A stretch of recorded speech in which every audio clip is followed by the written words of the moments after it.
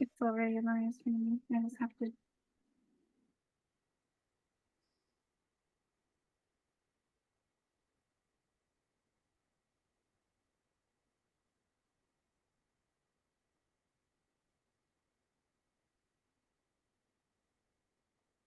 Okay, so introduce yourself, what you do, um, all of that good stuff. Okay. My name's Sarah. I write as the author Sarah Reinhart, and I am also a spiritual teacher on top of writing paranormal romance novels. So I like to help women bring their fantasy to reality by teaching them techniques and tools for energy work that actually work in the real life so that they can be human and spiritual beings at the same time. And I am a huge advocate for preventing and coming back from burnout because we're all super, super busy and we feel like we have to do all the things. And in reality, we don't. That's just conditioning. Yeah, we definitely don't have to do all the things. I've kind of personally come from like the opposite space where I had to learn to like take on stuff because I was so used to not doing anything. Oh, cool. Yeah. I'm not, I do not come from that school, which is Yeah, why I well, do what I do. yeah, most people don't, but it Yeah. definitely gives me a very difficult, different perspective. How would you say your approach is different than others in your field? Well, my background is in engineering. And so I really like to take pieces and parts and bring them together to where it makes sense for people.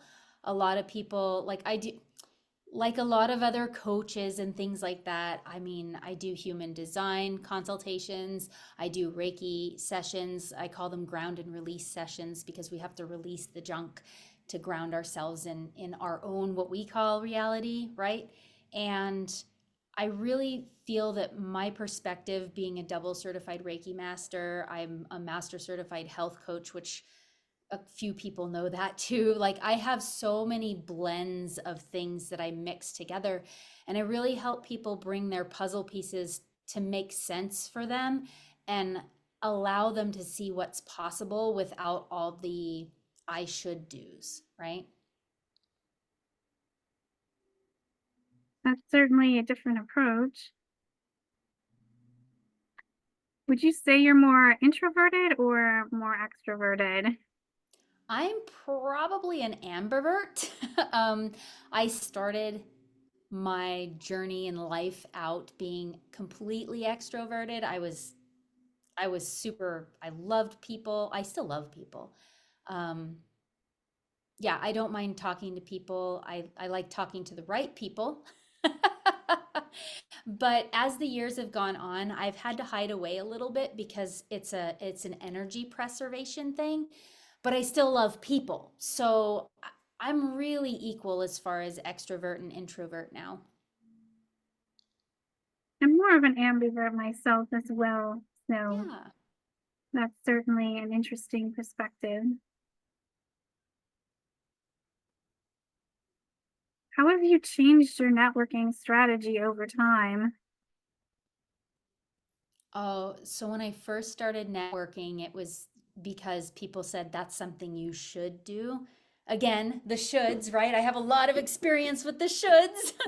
um, However, when I first started out, I was just going to any networking event I was invited to or anyone that I saw.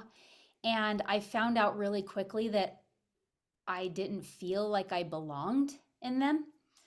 And I think one of the reasons why is when I was talking, people didn't really resonate with what I was saying. And I have tweaked my messaging since then. But for the most part, the people I most connect with are the people in spiritual groups, people that understand being an entrepreneur and trying to be human at the same time, right? And I think that when we get into big networking groups, like the ones that have a lot of masculine energy, would you say, like they're not very balanced? It's very like, here's my card, help me out. Here's my card, help me out. I prefer to be more discretionary now with my networking and be like, how can I serve you? How can we work together? How can we collaborate? And so I have a tendency to lean towards networking groups like that. Yeah, I've certainly done a lot of reflect and refine on my own networking strategy, Yeah, yeah. including not accepting the appointment setter friend request. Oh my gosh. Yes, so much. That 100%.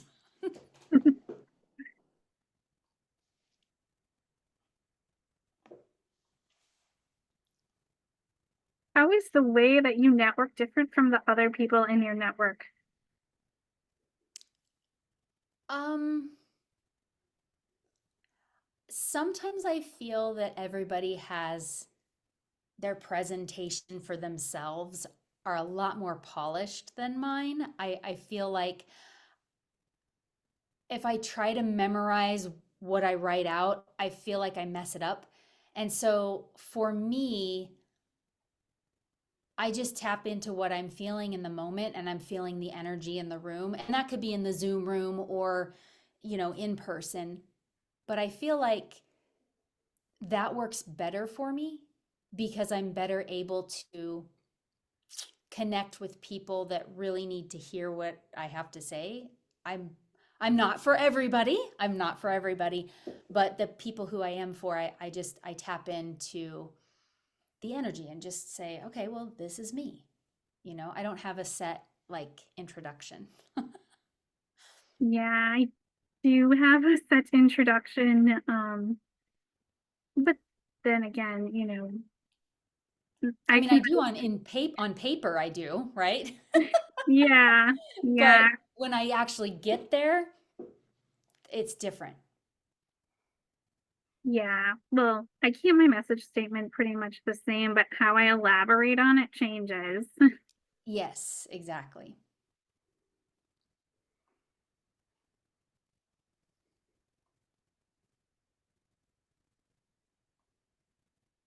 What are your thoughts on tapping into your intuition and how you use it when networking?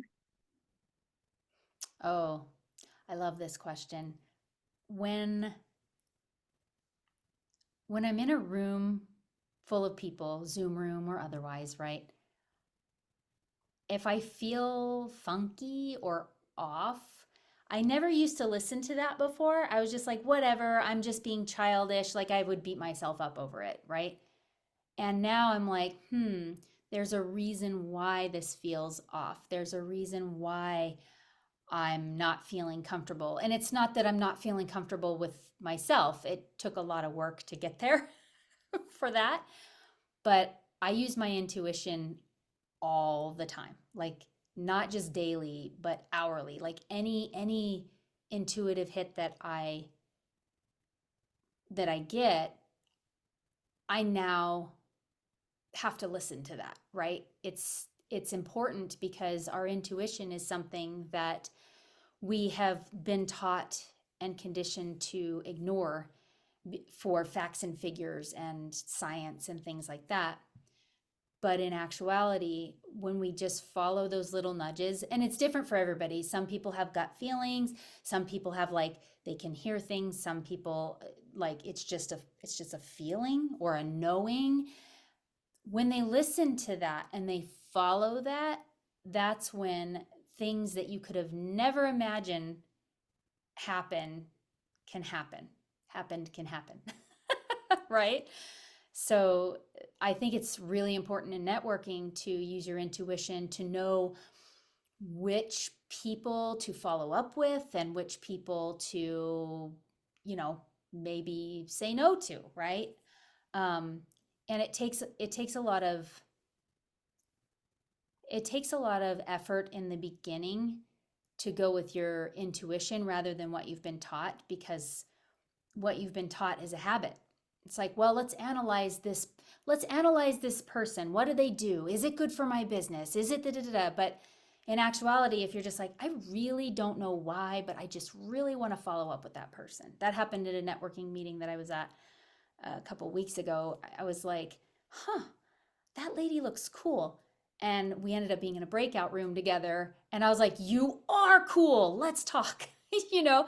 So, and it was just so happens that she was looking for authors to help her with her characters and for a charity that she's doing. So, I mean, it was really neat. So, had I not had that curiosity about that particular person, I would have never, I would have never connected with her later. So, it's pretty cool how it works. Yeah, because there's so many people out there and you can't necessarily follow up with everybody, especially after a big event. So it's like, okay, picking the people who, you know, it would make the most sense to follow up with. Mm-hmm. Yeah, definitely.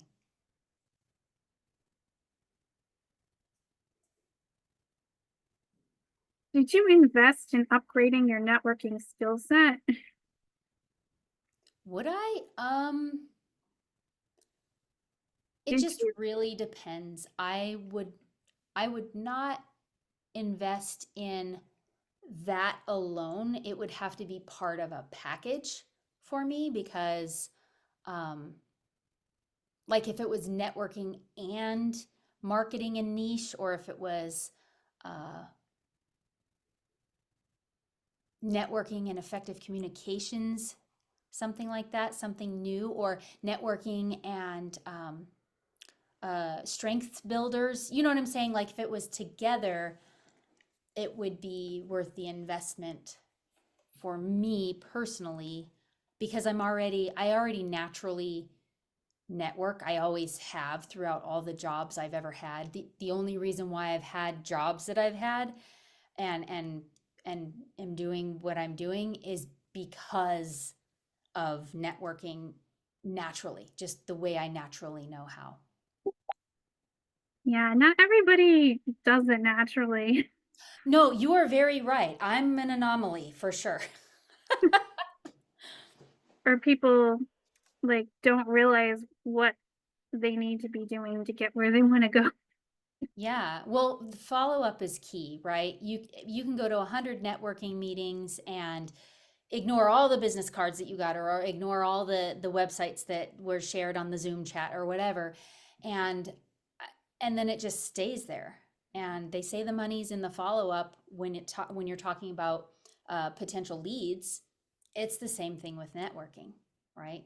And it's not so much money per se, not to sound like gross or like, masculine networking BNI stuff, but in reality, it's the collaborations, the friendships, the business besties, that all comes through follow up and conversations after the networking meetings.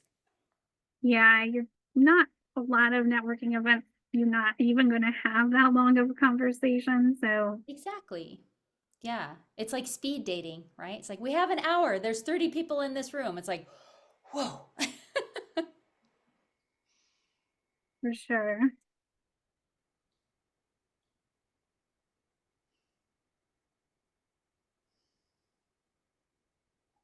Did you ever make some unaligned connections where you invested more time in that relationship than would have benefit you? And what did you learn from that?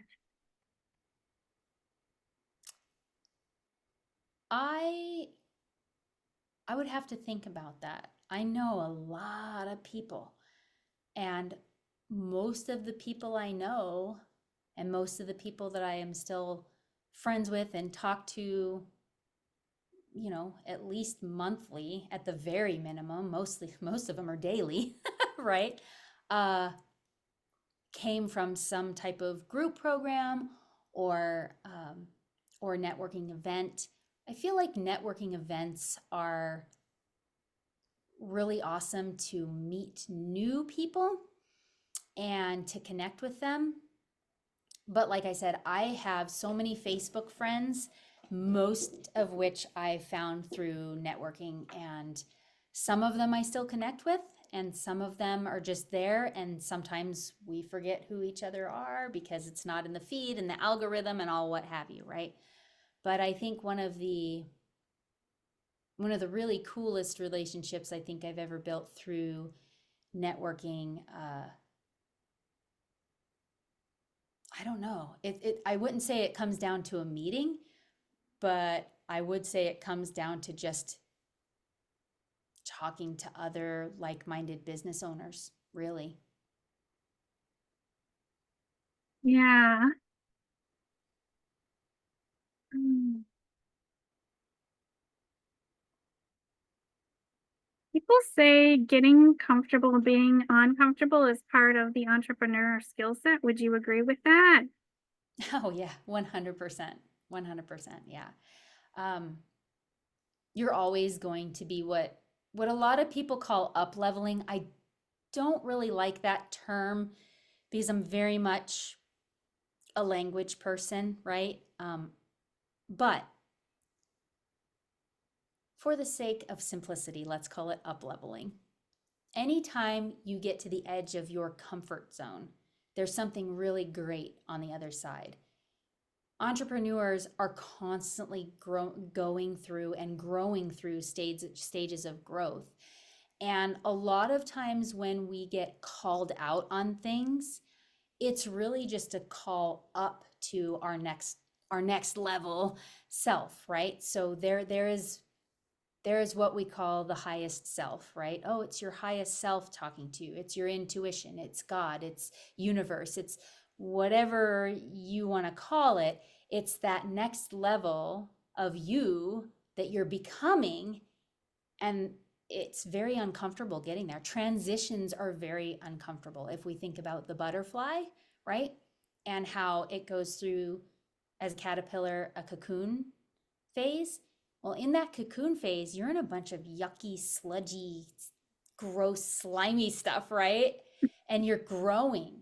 But then once that cocoon cracks open, that's when the butterfly emerges and your next level essentially. So I think it's really important to be aware of. It's not like you're going to get comfortable being uncomfortable because that's kind of a misnomer in itself, but it's so true if you think about it from just a simplistic viewpoint, that if you are willing to take that next step, even though you know there's going to be growing pains and you've been there before, but it's just a different stage of it, then you get used to it. And it's something we struggle with each time though, because they say new level, new devil. And I love that saying because it's pretty similar to get comfortable with being uncomfortable.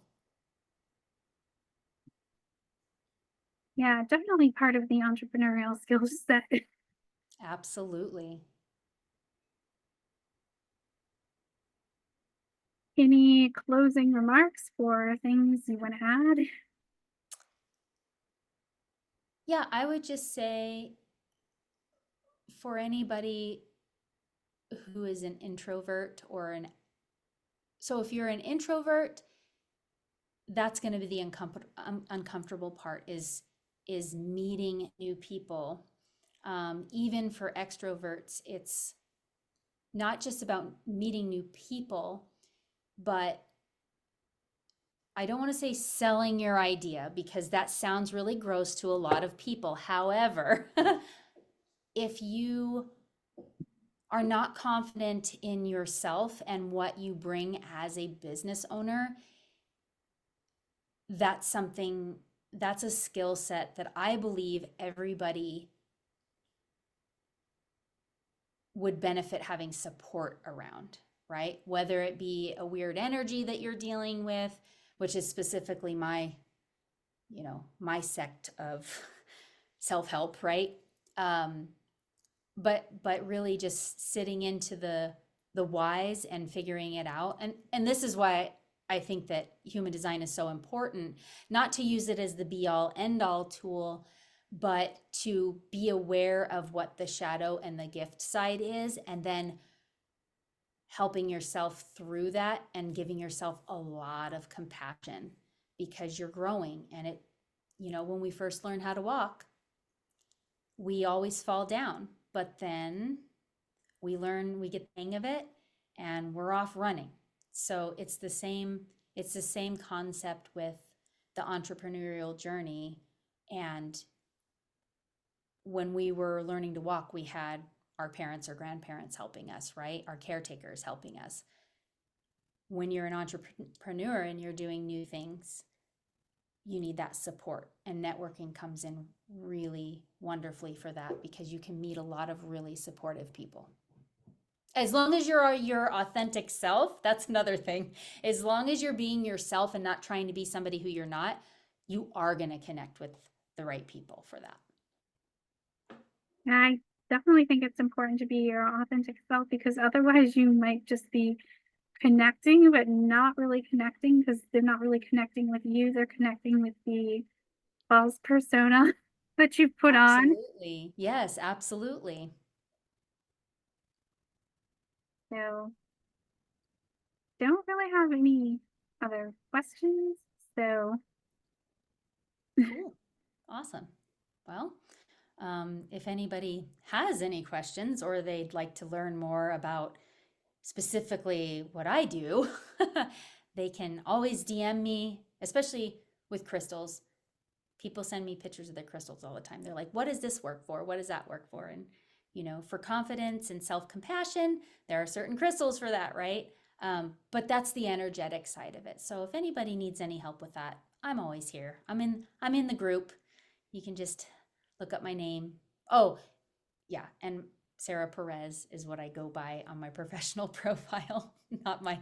Although I was thinking about changing it, right, in my book, but yeah. So I mean, if anybody has any questions or they want to know more about Reiki or energy work, crystals, or how to write their own book, just let me know. all right.